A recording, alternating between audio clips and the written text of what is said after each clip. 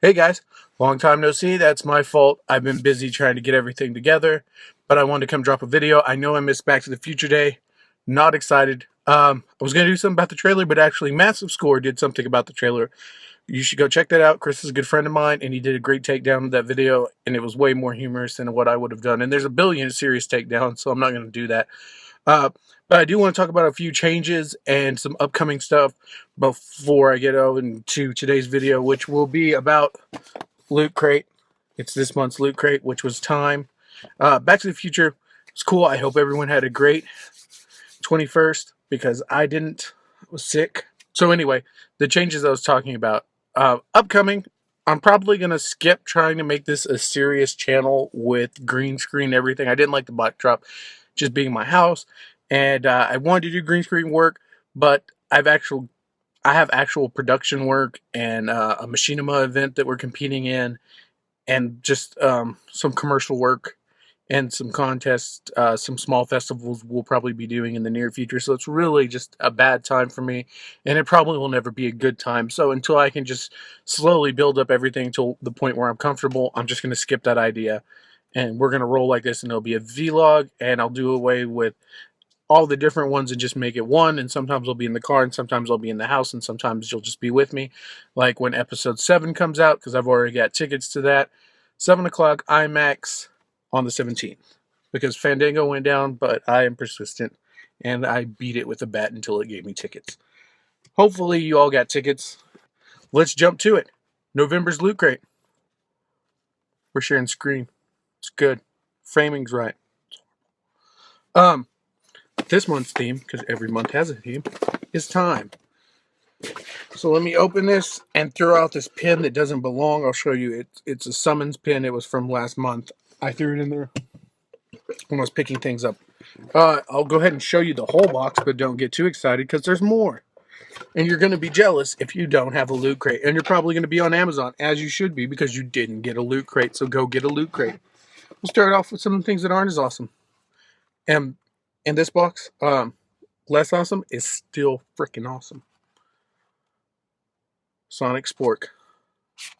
It's exclusive. I think all the items in this month, with the exception of the t-shirt we'll see, are you have a Spork with a sonic screwdriver on the end, which is nifty. My wife says it serves for camping. I said we'll see because, one, I don't want to lose it, and two, this is not built for camping. It is pretty sturdy. It doesn't feel like it would break. You can put it in the drawer and let your kid run around with it. Don't let your kid run around with it, but you could. You can flip it around and have pretty good cosplay too if you're cheap like me, and that's how you do. You're like, I already have one. I just stick it in my pocket. It'll look right. It's plastic, but the detail's pretty solid on there. It has some finishing marks, and then the metal is, standard stainless that they use for it. It's pretty nice. The box is nice. Who makes it? I'll tell you. It has a BBC logo, but it doesn't say 50/50. So it's manufactured, by 50/50, imported by 50/50. So get your spork on. When you're eating in the TARDIS, don't eat in the TARDIS. I think that's a rule. You get a cool pin. This pin has a flux capacitor on it, which is, of course, from Back to the Future, as is this, which is a 1/5 scale hoverboard from Back to the Future 2. This one is very cool. Comes with a document of authenticity, I guess. I don't know. It's not really a certificate, so I wouldn't call it a certificate. It has a hoverboard. I'm going to go ahead and take it. I haven't taken it out yet, so I really like you guys. Because there's a really cool feature to it that's going to blind the camera when I do this. It has a mirrored back. So when you set it down, it's mirrored, and it has plexiglass pieces, so it's going to show you that it's pretty close to hovering, as close as we can get without being Lexus. Also, if you haven't seen Lexus hoverboard that I shared on my Twitter, you should go look at it. The thing is freaking awesome. Yes, it works on magnets. Yes, they have to be super cooled, but it shows that we can build these things and that they can work. And I think that's freaking awesome because yay, science. Now, this is going to make people jealous. It is a Doc Brown from 1955. I take it because he has the two ends of the cable. Yeah, and then the other one is obviously the 85 one because he has the remote control from when he sent the DeLorean back with Einstein in it. Um, 236. It is exclusive. It is a real pop. And it is sweet. I actually have a bunch of these, and I have a bunch of exclusive ones because thank you, Loot Crate. I even have a glow-in-the-dark group and a Batman Joker that came from here, and all those things are about 75 to 100 bucks online, because they have to be resold by somebody that has them. I'm sorry, I'm geeking out a little bit here because I always love the detail that goes into these tiny little things, and they're so cheap. You should be collecting them if you're really going to collect anything. And I collect a lot of stuff. I'd highly recommend this. It's better than cards. It's cheaper than cards because you're going to want more cards. These, you get one, you go on. There's 250, you're done. I mean, you're a couple $1,000 if you have all of them. I'm a couple $1,000 in Magic cards. So that's, yeah. The other thing is, and I watched this movie this morning. Well, one of these movies this morning. Not the best one. It is Bill and Ted. Be excellent to each other. Because Bill and Ted's Excellent Adventure is amazing. I don't know.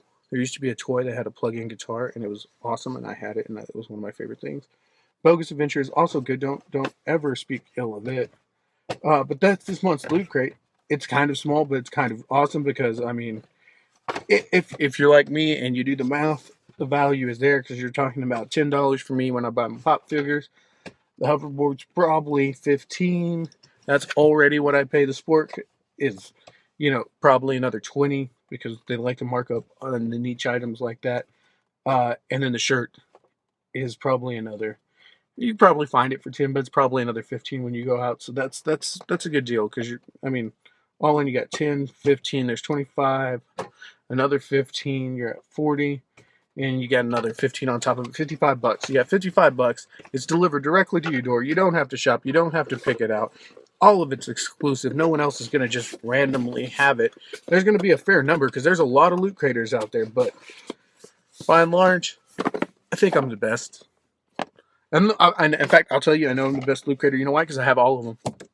That makes me the best. And anyone else that has all of them, you're also the best. We're the best. But we're not besties because I don't really know you. I know like one other person that has all of them. So you should go get them and then we could be friends. We wouldn't be besties, but we'd still be friends because we talk about it. Speaking of subscription and friends, Comic Bearer.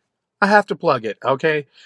Tom and Cody, they're awesome guys. I actually get to talk to them because I write for the blog. So, maybe go check that blog too because you'll find a lot of rambling. A lot of comic lists. I do listicles over there, and I do reviews. There's a review of Paper Girls. Go check that out. It's also great. There's another review coming, and then let's see. I have an upcoming Star Wars article that's not like anything you've seen. This one does not. I checked. There's not another one like it, and it's about Episode 7, and it's going to contain a lot of thought and a lot of things that people should be watching for in there. So that's my plug. Visit them. Buy a box. They deliver comics to your door. Boom. All the comics to your door. Comic Bento, I'm still waiting on the second one. I'm going to wait because I did read the other books that came in the first one. I have to tell you, they're I don't want to say subpar. They're below what I would buy, but at the value, they're what I would buy. So I'm torn right now. I need to see another one because I still think it's a high. You're getting great value. But the issue is, I don't buy my comics at a price point.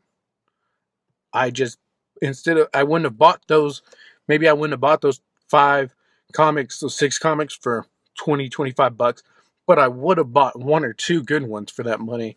So it's a toss-up. If I get a good one in there, then it's a home run. Now, I will say the executive assistant Iris probably means that first box is a win for me.